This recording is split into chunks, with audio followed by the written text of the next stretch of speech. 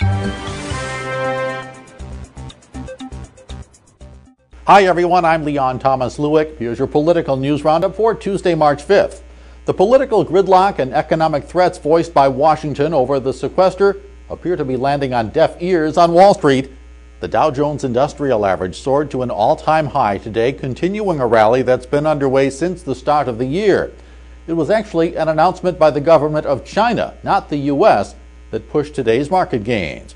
China said it would increase spending to support the country's economy.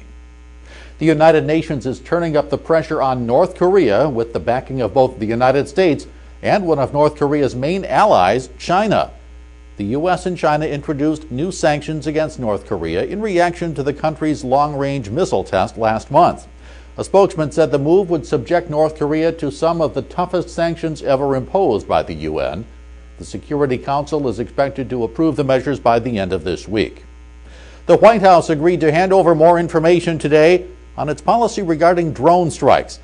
As a result, the Senate was expected to move ahead with confirmation of John Brennan as Central Intelligence Agency Director. Senators want to know the administration's legal justification for using drones in targeted killings of terrorists, even when the terrorists are Americans. A number of senators have been holding up action on the Brennan confirmation until they get the information. If they're satisfied with what they see today, confirmation is expected later this week. There was action in the Senate on weapons control, but it was far short of the legislation being pushed by President Obama and his Gun Violence Commission.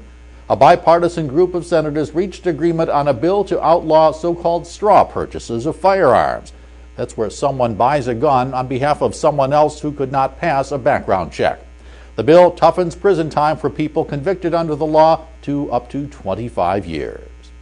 That's your political news roundup for Tuesday, March 5th.